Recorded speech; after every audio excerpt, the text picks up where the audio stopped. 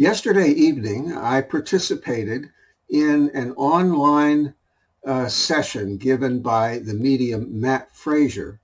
There was a group reading given by Zoom, and I didn't expect to be read, and I wasn't read. There's quite a few participants.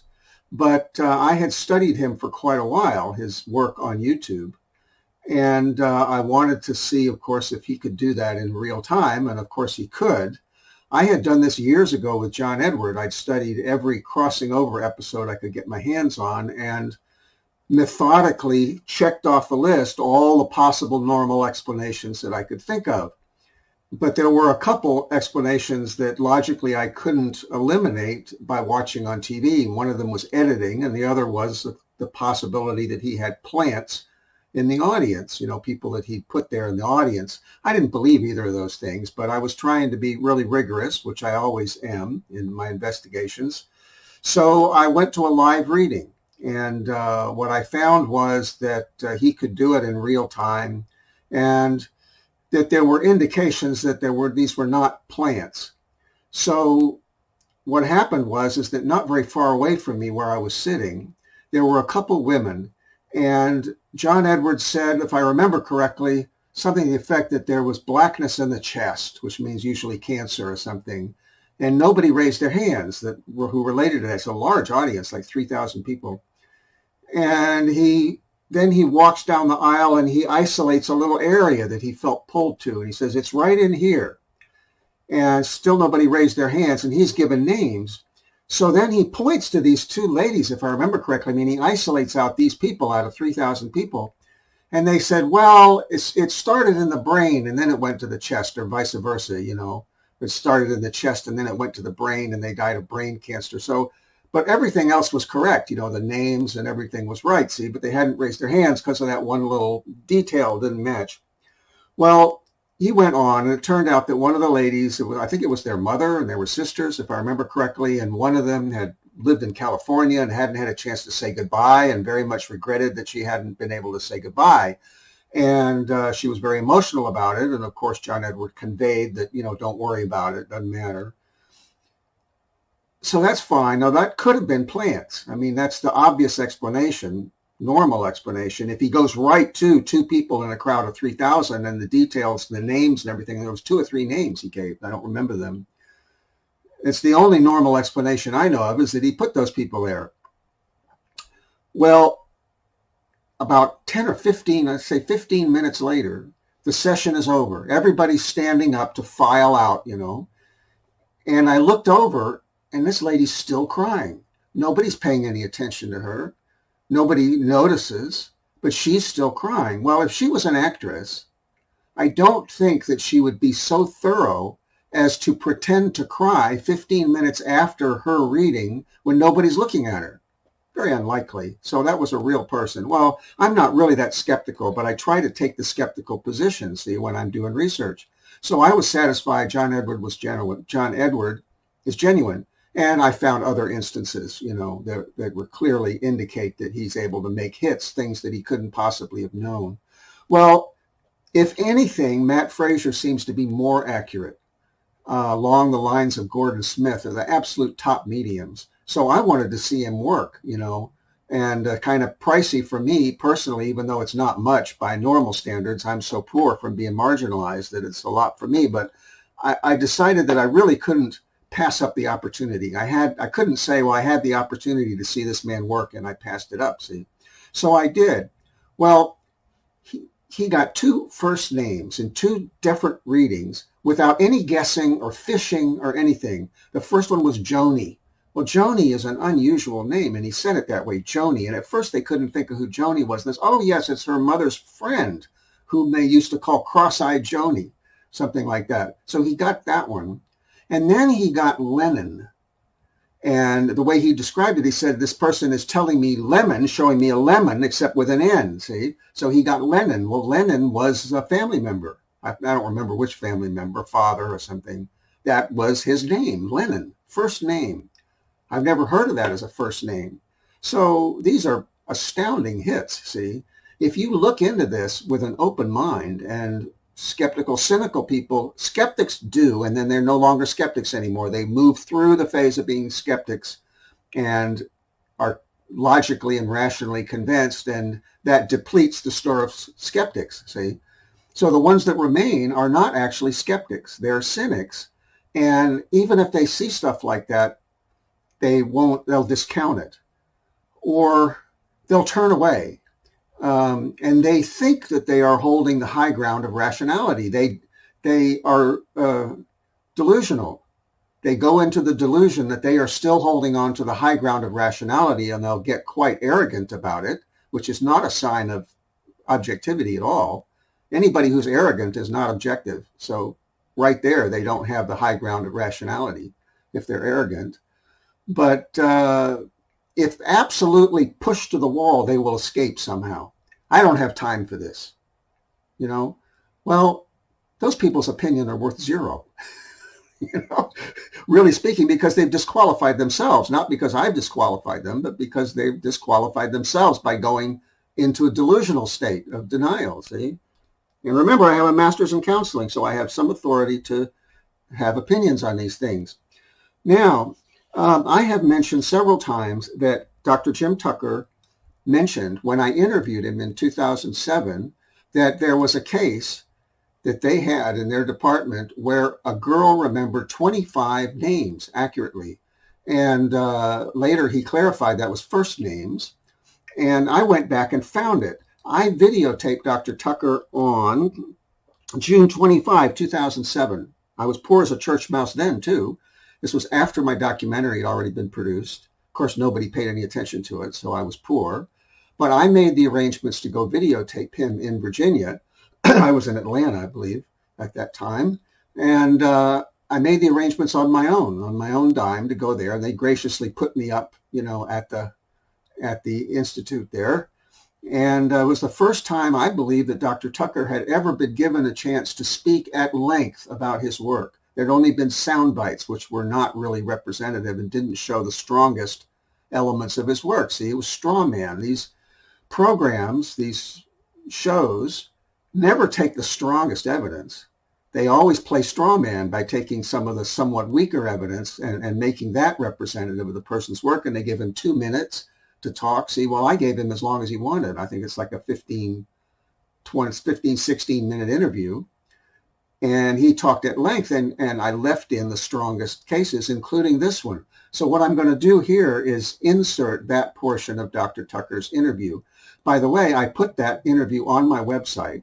It has no credits on it. Somebody lifted it from my server, my website, and put it on YouTube's. And eventually I got the person to put my company name, Gold Thread Video Productions, on it.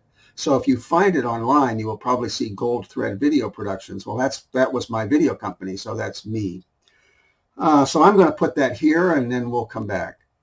In the strongest cases, the children have given a lot of very specific details, including a lot of names. There's one case in Lebanon that Ian Stevenson investigated where the child came out with 25 names of people from their previous life, and not just names, but their relationship to the previous person. So you see that not only did this girl have 25 first names accurately from her past life, but she had their correct relationships. In other words, this was my father, this was my sister, this was my friend, this was my aunt, and so on, see? I'm sure they have all the details in their files. Now, when you have evidence like this, it's a done deal. I keep saying for years and years and years, I have been saying this is a done deal. Now, if you go to social validation for your reality, it's not a done deal until some unknown authority pronounces it a done deal. And who is that going to be? Is that going to be the news? Is that going to be the head of the army? Is that going to be the president of the United States? He's not the top guy anymore, apparently. So who is it that's going to tell us, the head of the United Nations? I mean, who is going to tell us that that's the official reality now? Who's going to tell us that Charles Dickens didn't write A Christmas Carol? Is it going to be the head of the Dickens Society? Is it going to be somebody from Harvard? Who are you going to believe? Well, what I know from having independently researched some of these things that are out of the mainstream and are not supposed to be real is that these people are defending the status quo and they go into irrationality. I've tried to contact them. I've tried to write to them. I've written papers. I've sent them the papers, and they're still in denial. So these people may be smart, but they are not the arbiters of reality, even in their chosen fields, if it gets too far out of the mainstream. Anyway, so what I wanted to do was to go to a psychic reading given by a medium named Joseph Scheel. He wasn't really putting himself forth as a medium, but he operated as a medium for me. He was, when I hired him, certified by the Lilydale Psychic Community in New York, which you have to go through a process to get certified there. And throughout the course of the hour-long session, he made a number of hits, which I didn't realize were hits at the time, all of them, because I hadn't verified it yet. This is December 15, 2010, and I hadn't really studied Mathew Franklin Whittier's life for very long, and I didn't realize how accurate he actually was until years later. I have written a paper on both of the mediums that I used in 2010, and I will put the name of that paper up on the screen. You can go to my website, you can click on the article section, and you will be able to download that paper, or you can go to Academia EDU and search on the title for that paper, and it will be there. I don't know if I have it on my article section, but I'll put it on there, make sure it's downloadable before I get this posted. So he made a bunch of hits, but then toward the end, he pulled Matt Fraser, except instead of somebody else in the family, he gave me my past life first name. He had no possible way of knowing that unless he had Googled me. He said that he didn't have time to Google people. He was rather offended. I was just trying to be rigorous, like always. He was rather offended. He said that he didn't have time to do that. I tried to get some kind of confirmation of his certification with the Lilydale community and some kind of verification of his integrity. I did get hold of one of his colleagues who I believe was also Lilydale certified and knew him personally, and said that he had exemplary character, see? And then I looked at his reviews online, and they're all positive. Nobody says they were disappointed. Nobody says he's a fraud, see, last I looked. So toward the end of the session, now remember, he's talking to Abby. He's described her in some detail, and he was accurate. He's drawn her, which was fairly accurate, but he wasn't that great an artist, I don't think. And then at the end, see, I think Abby was a little frustrated because she wasn't getting the kind of knock your socks off evidence that I wanted and she wanted to give for me. So suddenly, this is my notes. I couldn't record it, but I was keeping notes in real time. And I wrote down M, keep getting M, Mathew, Massoon. Not clear on Massoon. I wrote it Massun, trailed off. Not clear if this was a guess on the same name or a second name. So I didn't know if it was, he was trying to say Mathew or if he was trying to get a last name or what he was doing. Quote, Mathew, however, was definite. I told him at this point that was my name in that lifetime. So at the very end, I revealed, that. But the first thing I tried to do was I asked him to repeat what he'd said, and he said it exactly the same way. Well, I have a theory as to why he trailed off. I don't know for sure. But I realized that right next to Mathew and Abby's hometown of Haverhill, Massachusetts, is a little town called Methuen, Methuen. It's the only town of that name in the country. And what Abby was saying, she's by pairing Mathew's first name with Methuen, she would be telling me that they had lived in Methuen, which I had no idea. I had never heard of it before or never noticed it on the map. I had no indication that they had lived in Methuen, but here's the truth. If it turned out to be true, what it would mean is that she had given him a detail that neither of us knew, which means that he could not possibly have pulled it out of my own mind if he was just reading my mind because I didn't know it. Okay, so it would be confirmation that it wasn't just a guess. It would also be confirmation that he didn't pull it off the internet because that detail, Methuen, was not anywhere. So I went on with that for a while. That's 2010. In 2015, March 12, 2015, there came on eBay for sale 2 copies of a newspaper called the Boston Weekly Museum. And they're very old, ratty copies. And here they are.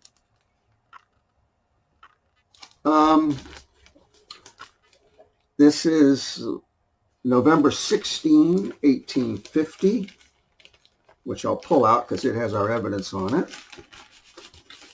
And the other one is June 8, 1850. And what I knew at that point about the Boston Weekly Museum was that Mathew had written a few of his known Ethan Spike pieces. That was his one historically known character, Ethan Spike, that he had written a few of them for the Boston Weekly Museum. That's all I knew. So I bought these 2 old ratty looking copies, and I looked through them and disappointingly I couldn't find anything that seemed to be Mathew's work in them. The pseudonyms that I knew of at that time, I think I knew about the asterisk. I knew about maybe 1 or 2 other pseudonyms that he used, and of course Ethan Spike, and nothing was in there. So I was literally taking photographs of these things to sell them back on eBay when I hit the back page of this. And there it is. I think that's the music. There it is. How the Cows Were Won. Okay, it's a sketch. It's signed Quails. And I read it and I said, this is Mathew's style, because I knew his style from Ethan Spike and I knew it from others. This is his writing. I recognized it in here. I knew it from having, at that time, I'd been studying for 6 years. I'd been researching Mathew, and I knew his style. And I said, this is Mathew. And I read it, and I realized that this was a story, an allegory, and a sarcastic dig at the people of Methuen, because Mathew and Abby are styled as being lazy. And I've given the backstory for this before, my extrapolated backstory. The gist of it is that their little son, Joseph, 11-month-old son, had died of scarlet fever in early August 4 or something like that, of 1838. And being devastated, they apparently were invited to stay with his second cousin, Richard Whittier, in Methuen, who had a farmhouse there. And Abby was in such bad shape, both of them were, but Abby in particular, that Mathew was afraid he was going to lose her also. Probably she wouldn't eat. He was afraid she might throw herself in the river. So he couldn't work. He had to stick with her and tend to her. And that was when they started writing A Christmas Carol to try to pull her out of that depression, see? Because Mathew said this is the only way to reach her is to inspire her to help write something to save mankind. It's the only way to get her outside of her own grief. So that's when they started writing that classic. And Joseph shows up as Tiny Tim, I would have to say. But at any rate, apparently the townspeople called them lazy because they wouldn't work. And this is 1850. So many years later, Mathew decides to get revenge at the people of Methuen by writing a story that only they would recognize. Only those people would know what he was talking about. And this is not speculation on my part, because here we have the small but flourishing town of M with a line, and then the 2 contestants for this laziness contest. See, they each put up a cow, and the winner gets a cow, and there's judges. Well, one of them is P, which stands for Poyen. You may have noticed that Mathew used P for Abby before when he wrote as a star to Waverly Magazine to say that Edgar Allan Poe was not the real author of The Raven. He said P loved the mockingbirds, and he meant Abby Poyen. And then W is the other contestant. Well, that's for Mathew, for Whittier, see? So we have P for Poyen and W for Whittier are the 2 contestants in M, the town of M, which is Methuen. It's definitely Mathew's writing, so I knew I had it. You know, what I had was that Joseph Shield gave the town Methuen and paired it with Mathew, which was what Abby did, and that shows that when he said Mathew, that was a genuine hit. He hadn't gotten it anywhere, not out of my mind, not out of the internet, not anywhere else. That was from Abby directly. But then there was a fly in the ointment, a very large fly in the ointment. And that was that Quails suddenly turns out to have been attributed by historians, these pesky historians who don't really get into primary sources and dig into them, to an entertainer named Ashen Dodge. None of this was supposed to be Mathew's. So we see, for example, in the biographical, historical, and incidental sketch of Ashen E. Dodge, published in Boston 1852, it says, during his time in Europe, Dodge also acted as a foreign correspondent for the Boston Weekly Museum, a journal he founded in 1849. While traveling in Europe, he wrote letters for the journal under the attribution of Quails, the flying correspondent. Well, first of all, this is mistaken, because he didn't found this journal in 1849. This journal was, the Boston Weekly Museum was launched or reinvented from the previous Weekly Museum in mid-1848, and Mathew was very heavily involved in it. He wrote under a number of pseudonyms. He was prominently featured on the first page of the first edition. So Mathew was very heavily involved in the Weekly Museum. The editor who colluded with Ashen Dodge was Charles A.B. Putnam. He didn't come in until later. He inherited the paper after a number of issues. He was a closet conservative, which I have evidence for. Dodge was a racist. So I'm going to show you evidence for that in a minute, but just bear that in mind. Here is an indication by the editor, Charles A.B. Putnam, saying that Dodge was in fact the writer of Quails. I'll put that up on the screen. So he continued this little dodge for some time. They acted together. It was, in fact, a conspiracy. So this is now a conspiracy theory, but it's a real one. Not all conspiracy theories are false. So why they did this, I don't know. I do know that Ashen Dodge bought out the paper in May of 1852. And I happen to have 2 editions of Dodge's new version of this. And I think this is the first edition, if I'm not mistaken. And you can see what he did to the cover. This is the May 13, 54 edition. So no, this is not the first one, but look at what he's done to the cover. My gosh, this guy is a massive egotist, see? So he's a rock star. He has all the money he wants. But now look at this one. This one is December 18, 1852. He called it the Literary Museum, Dodge's Literary Museum. Now check this out. He couldn't write, by the way. He couldn't write his own work. Even his songs he didn't write. He had contests. He had so much money that he would just run contests, and then he would appropriate the best song as his own. And he did the same thing with the newspaper. He ran a literary contest, and the one he picked, the splendid $500 tale, and $500 is a potload of money in 1852. It's by somebody named Rob Morris, and it's about a slave, the faithful slave. It's awful. It's clearly racist. The little black slave with her bare bosom there, is saying, "Oh, I didn't steal the money. Please, master, I didn't steal the money." This is what he, and Quails was clearly an abolitionist. He met with a number of abolitionists. He extolled them, which I'll show you in just a minute, How this came about, Mathew, he was outside the box, but he was a man of principle outside the box. He was ahead of his time.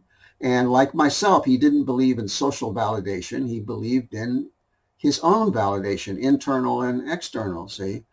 And he fell in with people who were also outside the box, outside society. But unfortunately, he didn't recognize, because he was very gullible, he didn't recognize that they were scammers, that they were sociopaths. So he was a sitting duck for sociopaths. He was kind of like, I can't put it up on the screen because they're very jealous of their copyright, but there's a Far Side cartoon by Gary Larson that shows the deer or elk or whatever he is with a huge red bullseye on. And the other one says, bummer of a birthmark, Hal. Well, that's what Mathew was. He was like the deer with the bullseye on his chest for sociopaths. He was an easy mark because he saw them as kindred spirits, but he was only seeing their act. They put on an act where morality was concerned, and he bought it, being gullible, so he would become friends with these people. Well, I have proof that Mathew became friends with Ash and Dodge because he writes about it as one of his characters. And I think there's a lot of evidence for it. I can't absolutely prove it, that he traveled with Dodge and probably ghost wrote some of his routines. Well, that's how one of the other writers that contributed to the Boston Weekly Museum got the idea that Quails was actually Ash and Dodge by following the itinerary. They didn't realize that Mathew Franklin Whittier, who kept a very low profile, was actually writing Quails, and for a certain period of time had the same itinerary as Ash and Dodge because he was traveling with him. So all that took me, I don't know, months and months to figure out. In my first book, which is 2,289 pages, I would say maybe 300 pages is devoted to this problem, of Quails and who wrote Quails. Like a large book within a massive book is devoted to proving this. But there were certain smoking guns that absolutely nailed it. There was actually a ton of evidence that Ash and Dodge couldn't possibly have been the author of Quails, and that Mathew Franklin Whittier was. I'm going to show you a couple of them. I don't want to leave anything out here. So one of them is in the December 7, 1850 edition, and I've shared this before. I'll be kind of brief. This is where Quails meets Ethan Spike. Now, in 1850, nobody knew who Ethan Spike was written by. They didn't know that Mathew Franklin Whittier wrote it. Nonetheless, here Mathew, writing as Quails, arranges for one character, because Quails was a character. He wasn't really entirely true to life. He was supposed to be an old man traveling for the government. So Quails meets Ethan Spike. He visits with Edwin Plummer, who is the new editor of a new paper called The Eclectic in Portland, Maine, where I am now. And he requests to visit with Ethan Spike. So I have that here. I believe that's this one. Here we go. This, I believe, is the 1850 edition. And I'm going to get a big pillow to try to brace the spine here because it's tough on these old ones. Let's see. I have to be quite gingerly with them.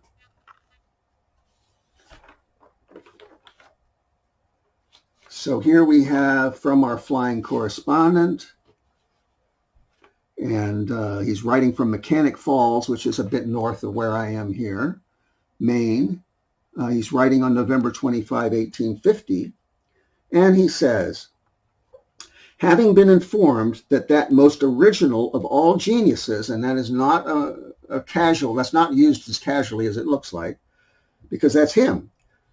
Having been informed that most original of all geniuses, quote, Ethan Spike, Esquire, late of Hornby, Maine, resided somewhere in the vicinity of Portland, we told friend Plummer that we should consider it a great favor if we could, by hook or crook, obtain an introduction to the gentleman over whose 4th of July orations and chit-chat correspondence of the Boston Chronotype, that's the radical anti-slavery paper that Mathew contributed to, we had enjoyed many a hearty laugh. Those were biting anti-war satires that appeared in the Chronotype. This is like a protest against the Mexican-American War, which Mathew saw as being sheer imperialism. So this is really radical stuff that he's praising. You would, says Plummer. Indeed we would, we replied. Can you assist us in the matter? Put on your beaver, meaning a top hat, said Plummer. Button up your old Greeley coat, which was a Quaker coat, he's mentioned in other contexts, and in 5 minutes' walk, you shall be cozily seated by the side of the old gentleman himself. Mathew was raised Quaker and worked for Greeley. Time being now too precious for slow movements or commonplace observations, we both hurried down Exchange Street without exchanging a single syllable of conversation, but our imagination was rapidly picturing out the age, size, shape, and appearance of the mirth-provoking Mr. Spike, Esquire. Of course, we said to ourselves, Mr. Spike is a very large man, perhaps justice of the peace, rather corpulent in form. A large bottle-shaped and flaming red proboscis and a pair of eyes that might easily be mistaken for a couple of capsized pink teacups. Now, check this out. Mathew is going to describe Ethan Spike as Ashen Dodge. He's done this before or later. He has adopted Ashen Dodge's birthday as his own in Quails. But then he tells us by other means that it's really him. See, so he's doing it again. Judge then of our surprise when we were introduced into the presence of a man of only about 30 years of age. This is Ashen Dodge, 5 feet 10 inches in height, rather slim in form, with a sharp cast of features, and a pair of little dazzling black eyes that fairly made the corners of our mouth pucker for a hearty laugh in spite of ourselves. Now, anytime Mathew gave anybody little eyes, that was not complimentary. And yet, it's a humorous thing. Although Judge Halliburton manufactured an undying fame by his Sam Slick letters, we consider them, so far as a naturalness of Yankee peculiarity is concerned, not much superior to the writings of Ethan Spike, Esquire, late of Hornby, Maine. Mathew originated this genre with Joe Strickland in 1825.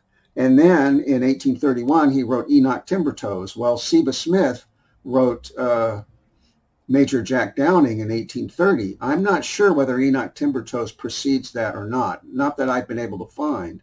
But Mathew was definitely first in this field in America, see? So Mathew is being very modest here, but he's being modest and still telling us in code, see? Now, there's something that I neglected to mention with regard to that, how the cows were won. So let me go back to that briefly, because there's something I didn't notice for a long time in that. And that is, as I've told you, that Mathew would sometimes tell us what something's really about by arranging for a poem to be directly on top or directly below the piece. If you've stuck with these blogs, you know that. There is, in fact, a poem right above how the cows were won. I don't know how well this is focusing. And I'm going to read it. It's called The Swedish Songstress and Her Charities by Mrs. L.H. Sigourney. Well, she was a popular poet at the time, and she's writing in praise of the singer, the Swedish singer, Jenny Lind, whom Mathew very much appreciated. I have an example of him describing her singing, which is really exuberant. Mathew's description, I mean. This is from the New York Morning Star. Blessed must their vocation be, who with tones of melody charm the discord and the strife and the railroad rush of life, and with Orphean magic move souls inert to life and love.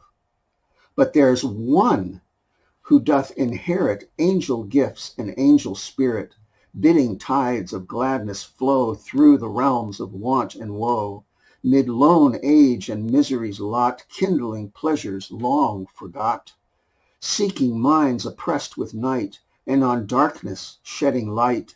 She, the seraph's speech doth know, she hath done their deeds below. So when o'er these misty strands she shall clasp their waiting hands, they will fold her to their breast, more a sister than a guest. This reminded Mathew of Abby. That's why he put it there. This is a tribute to Abby. It's telling us that the story is about Abby. See how it ties together? This is not my imagination. I've seen him do this 20, 30 times. And the way we know that is because Jenny Lind is quite alive, but this poem talks about what will happen when she dies. See, and Abby has passed on 9 years earlier.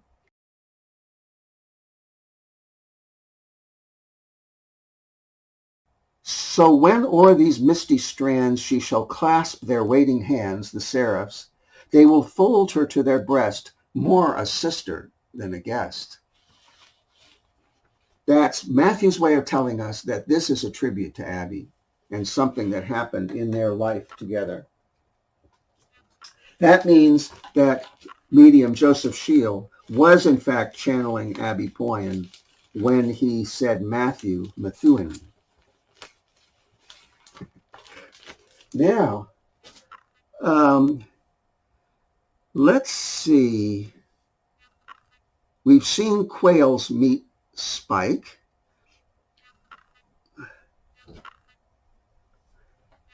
But there's another piece of evidence. This is the 1851 volume of the of the Weekly Museum, the Boston Weekly Museum. And as I opened this, I'd forgotten what it was, so I have to remind myself. Okay, there is one whopper of a smoking gun that shows up in the Weekly Museum in a reference that tells me that this is definitely Mathew Franklin Whittier. And that is when Quails is overseas, he goes to the World Peace Congregation, I think it's called, or convention, I forget which. So this is something that Ashendaj would not have wanted to do. He claimed it all his life, apparently, but it's not anything he would want to do. Mathew was raised Quaker. He was strongly anti-war. All of these early pieces, these early Ethan Spike pieces in the Boston Chronotype were radically anti-war. So of course he would have gone to the Peace Congress, see? Now, check out this particular reference. He's at the conference, and he says, Elihu Burritt, the learned American blacksmith, now rose. This is an abolitionist. This is a strong abolitionist. Amid the waving of hats, handkerchiefs, and deafening cheers, and addressed the Congress. He reviewed the arguments advanced by all of the preceding speakers, classified them, and then launched out into a burst of eloquence so thrillingly brilliant with practical common sense, poetical similes, historical facts, and biblical illustrations that we became wholly absorbed in his remarks and forgot that we were seated at the reporter's table, not for the purpose of becoming lost in ideas, but of writing them. Mr. Burritt spoke for an hour and 10 minutes, and as he took his seat, there was a pause among the audience for a moment, like the pause in a gale on the ocean, their breasts heaving with emotion like the waves of the troubled deep.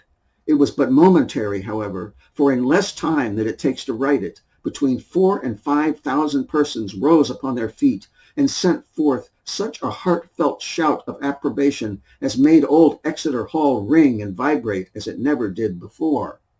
Now, first off, Ashendaj can't write. Secondly, Mathew does write that well. Thirdly, Ashendaj is a sociopath. He doesn't have those kind of feelings or those kind of appreciations. He might fake them, but he really doesn't have that in himself. Mathew does with bells on. He's deeply sensitive. He's deeply committed. That's how he really would feel. Elihu Burritt is an abolitionist. Mathew is an abolitionist, actively involved in that movement. So right there, plus Mathew knows shorthand. Ashendaj doesn't know shorthand. Mathew is a reporter. He works as a reporter, freelances as a reporter, and he knows shorthand. And he works at freelances going to meetings and reporting on meetings. Ashendaj is an entertainer. Ashendaj was in London at the time because he had bombed in New York City and he was trying to reinvent himself in England, but he wasn't attending this conference. You can't find Mathew's name anywhere. You can find Ashendaj's name at the World's Fair there, but you can't find his name connected with this conference. Horace Greeley gave a partial list of attendees. Neither one of them are there. Mathew kept a very low profile. He would never have put his name to any list anywhere. But Ashendaj didn't have the qualifications to sit at the reporter's table. So these guys are sloppy, see? They're not really trying that hard to cover all their tracks. They just make an outrageous claim and they just assume that the public will buy it and they don't really try to make it believable. So Ashendaj couldn't possibly be Quails just on the fact that he's not qualified to sit at the reporter's table. They would never have let him sit there. No matter how famous he was in America, they didn't know him in England. But that's not the evidence. I haven't gotten to the evidence yet. So we know that Quails is seated at the reporter's table in Exeter Hall for the World Peace Congress. Now, it so happens that in the Illustrated London News, the August 2nd, 1851 edition, their artist did a full-page drawing of this thing. Here it is. Let's see if I can back up. I can take it out.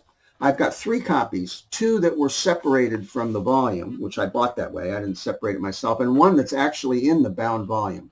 But it's hard to show things in a bound volume. So here it is, taken out. And these are photorealistic. The closest third, roughly, of the audience, these are actual portraits. This guy must have used a loupe. It's the only way he could have drawn these people. Because you know that because Sir David Brewster, who is giving the opening talk, looks like Sir David Brewster. Okay, so we know that he drew these to life. But here's the reporter's table. And of the 1, 2, 3, 4, 5, 6, 7 men seated at the reporter's table, one of them is looking up at the speaker. That's Sir David Brewster. That's the one that didn't have to record everything because he was writing a travel column for America, and he didn't need to record verbatim Sir David Brewster's talk, see? So he's watching. Well, you can zoom in on this thing. It is so detailed that you can zoom in on it. So I'm going to show you the zoomed in shot. That's Mathew Franklin Whittier. That is not Ashen Dodge. They look a little bit similar, but if you look at Mathew's portrait, which was done a few years later, I think, see, this is 51. The portrait was done, I think, in 57, so like 6 years later. But in that portrait, it's the only one we have of him as an adult, I think it's on the left-hand side, there's a loop of hair coming out. That loop of hair is in this drawing. Plus, these are Mathew Franklin Whittier's features, which were somewhat sharper, and his eyes were deeper set.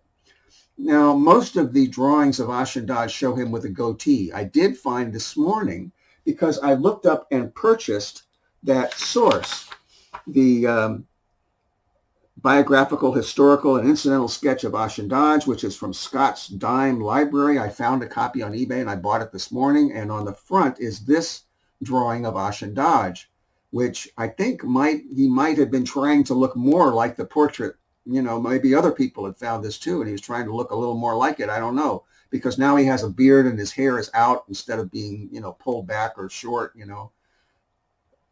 But he still doesn't look like it compared to Mathew. That's, in my opinion, that's clearly Mathew Franklin Whittier seated at the reporter's table, where Ashen Dodge wouldn't even have been permitted because he didn't know shorthand and he wasn't a reporter, see, unless he lied. So here we have a nice smoking gun, which is smoking all the more for some of the other clues we have, like him meeting Ethan Spike and the style of writing and the fact that he was there at the reporter's table. And there's many more. That's not the only one. I've got like 300 pages exploring this thing.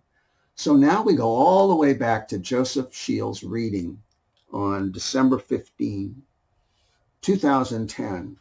If we know that Quails was really Mathew Franklin Whittier, and if we know that the story, How the Cows Were Won, is really Mathew Franklin Whittier's dig at the people of Methuen who thought that they were lazy because they were devastated by the death of their son, and he was so worried that he couldn't save Abby as well.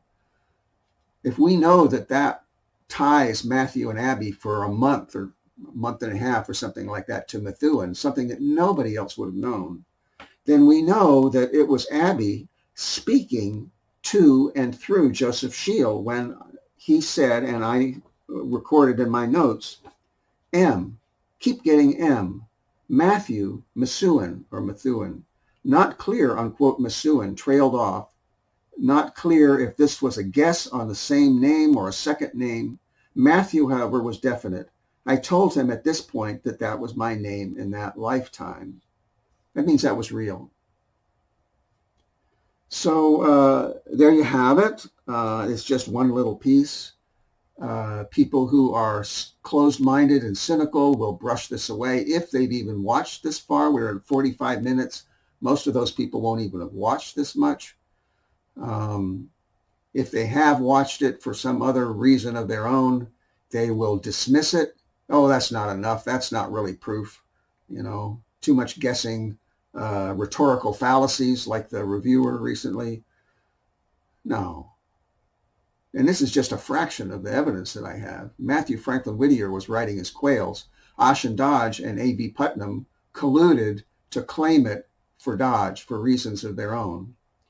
And Mathew played along with it because he was deeply undercover doing work connected with the Underground Railroad. So it just deepened his cover. But he made sure to put some little clues in there to where posterity would be able to figure it out. But he didn't want anybody to figure it out then because the wrong people would figure it out. One of these Quails entries, the one in which he pretends to adopt Ashen Dodge's birthday, says at the end that as Quails, he's afraid of the rough treatment he would get if the secret comes out, or words to that effect, which is code. It means that he's had death threats. And if he's exposed, they probably, they might kill him. Now, the last entry I did before this one, which had to do with my parody of Edgar Allan Poe's The Philosophy of Composition, it got 111 hits all of a sudden. And then it dropped down to 42, and then it dropped down to 24, and it has inched its way up to 28, and that's where it sat for a couple days. I didn't mess with it at all. I didn't refresh the page 111 times or whatever it was, 87 times. I didn't do anything. I don't even visit these pages because I don't want to artificially mess with the count. So unless somebody else took it upon themselves to sit there and refresh the page 87 times, which might take, an hour or something like that, those were legitimate hits. So eBay has erased the legitimate hits. I have no way to contact anybody in eBay except by sending feedback, and I'm sure nobody reads the feedback. So there's nothing I can do. I'm helpless about that. But I don't know why 111 people would all of a sudden visit that. My guess is that we've got a couple rather radical professors who tell their class, go look at this. And 30 people or 50 people, or however many people are in the class, dutifully look at it, but they don't watch it. So what you get is suddenly 84 hits that are only like a minute long. And eBay's algorithm says, oh, that's just somebody refreshing the page. That's my guess, but it's just a guess. I really have no idea what's going on. What I do know is that after the initial blast, hardly anybody else ever watches these. I can go back and look at a video blog entry that I did, a week ago or 2 weeks ago or 3 weeks ago, and these numbers never increase. If over the first couple of days it hit 20, it never goes any higher than 20, and so on. If it only reached 7, it never goes any higher than 7. I guess that means that only the subscribers are seeing these, and we've got like 119 subscribers or something like that. And of those, only a handful ever actually watch these videos. I don't know why they subscribe in the first place if they're not interested in my stuff. They're too lazy to unsubscribe, I guess. And then they're never seen by anybody else. Well, I've got notices about it on my website at the top of my written blog and various places. I don't really advertise it. So what I need, again, is word of mouth. I need people to tell other people, hey, this is really cool. I need them to post it in Facebook, for example, to post links to my blog entries and stuff like that. And it's not happening. Nobody likes these videos, by the way. I might get 111 hits, but nobody liked it. So I don't know what to tell you. Clearly, I'm not in the mainstream. That I know. But just as clearly, I have real evidence, just like Matt Fraser did last night, just like Joseph Shield did in 2010. It's real, folks. Here it is. There he is, right where he said he was. So with that, I'm going to close, and the fake Ethan Spike is still hung up in the mail. Every week or so, they'll tell me that it was processed through Philadelphia, which is nice to know. And the post office considers that their part in the whole thing apparently is done because they checked on it and they couldn't find it, but they assured me that it's on its way. It's not lost. And what I have to say to them is the definition of lost is that you don't know where something is. So you can't tell me I don't know where it is, but it's not lost. Doesn't make any logical sense. So much for logic. Thanks for watching.